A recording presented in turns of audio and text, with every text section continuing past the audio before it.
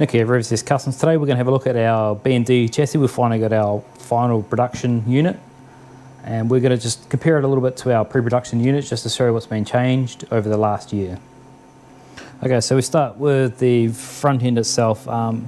This is the original pre-production unit we got with the hole spacings. You can see there's not many that are in further into the hub, and also you're limited. There's only one on the rack itself. So if we have a look at the final model, you can see they've brought in a lot more holes that come all the way into the edge, and also there's 3 holes now on the rack. We were having issues when we pulled our arms out to get it to 200mm that we ran out of adjustment in here, and we just had the hubs overturning. So that's one thing that's been fixed on the front end. And then we moved to the back end here. As you can see, this was a fix. There was no toe adjustment at all, so you couldn't do anything other than your sliding arm to adjust your track width. So, and then on the final model, they've introduced what a lot have done. It's basically just another front hub on the rear.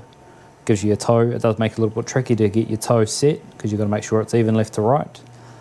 Basically the arms are still very much the same, just the hub design's been changed. Now we move to the upper deck design. You can clearly see it's completely different on this. It only had a little partial deck to here, and there was nothing from here back, which meant there was quite a lot of flex in the middle. Some may want that, some may not. So on the final model, they have changed that to an upper deck that doesn't quite run all the way to the back. It actually ends here. So there's a possibility for a little bit of flex here, but with that shaft running through, it should be pretty fine. It's still got the same adjustment up the front for your caster, and on the original one, there was holes to adjust where your servo mounted, but there wasn't obviously the top holes to match, so that's been put in. And then if you look also here, you can see just the way that the battery mounts in. This has been changed all through here. And you look compared to the original, I just had a square bracket. Wasn't anything fancy, so that's given it a lot more finished look to it. You can see that it's come a long way in a year. A lot of guys are sort of disputing on, these guys have rushed it. This has actually been about 2 years in total in production, like between initial testing, designing, before actually getting this final product out. So there's been a lot of work put into this. There's also one thing that a lot of guys complain about, and that's the shocks that come on them standard. These are HSP shocks. These were ones that they had played with on the original prototype, which are actually fairly smooth. They ran them with no oil. I changed the springs out to some, I can't remember what they were now. They're just to be a little bit different, so they weren't the stock spring, which made them a lot softer, which helped. Also in the back on these were stuck with, obviously if you've got a keen eye, you'll notice that these are the HSP discs. They've retained them through into the final model. These were the original pinned spur gears, so you were stuck with the HSP ones. But on the final one, they've actually put a proper little hub here that you can mount any spur to it, so opens up the opportunities on picking up something you've already got laying around. Otherwise you were stuck with what the HSP ones were. Now you might have noticed on this we don't have the HSP shocks. We've upgraded to a Yokomo big bore, just to be fair on the drifting side of it, because a lot of guys were bagging out the shocks. The ones we had that actually came with this kit were not very good. So these were the shocks here. If we take this off initially and actually just run it just as a shock, you'll see what I mean. Even without the spring, these were the stock springs that they gave you. They give you these ones to put on, which are a lot softer, and the stock ones that come with HSP. But you just look at the shock, that's got no oil in it, and it is very, very tight. So as soon as you put a spring on that, you can see it's very tight. It's very lazy to even rebound. They're not a good shock.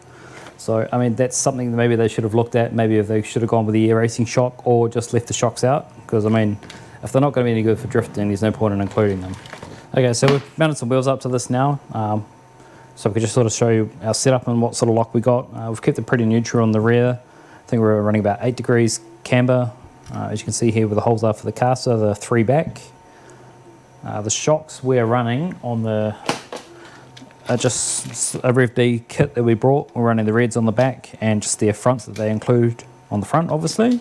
For starters, it's got 100 weight oil for starters, but we may thicken it up a little bit because we've had to, as you can see, we've had to wind the preload down a lot to get it to sit quite right without sort of drooping on the ground. For our electrics, we've got the Yamasaki servo, gyro, and also motor with the Year Racing ESC that we ran in the last setup.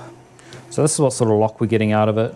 We probably could play around with a little bit more, but fairly happy with that for starters to go drift it. Not claiming to be an expert or anything. We've gone through a lot of forums and just read to find out what everyone's saying, but we're pretty happy with that with a starting point. For our spur, we're running a 90 tooth, and from memory it's 24 tooth pinion, which gives us around an 11 final drive ratio. I'd have to double check what that is again. So we're going to get it on the corner scales now and just sort of show you how balanced it is. We'll just chuck a battery in and get it on the scale. So in terms of weight, we're 1347 grams, 44% front to 56% rear. As you can see, the balance is pretty good. It's not too far off. You know, a couple of 5 gram weights on basically down the right side will balance it out. So it's pretty good. We haven't really checked to balance our electrics. I've just sort of chucked everything in sort of central and going to go from there. It's probably a little bit heavier than most cards because of the amount of alloy that's on it, but it's still not terrible. So now that we've got everything set up, we're probably going to chuck some weights in this before we take it to the track. So we'll see you there.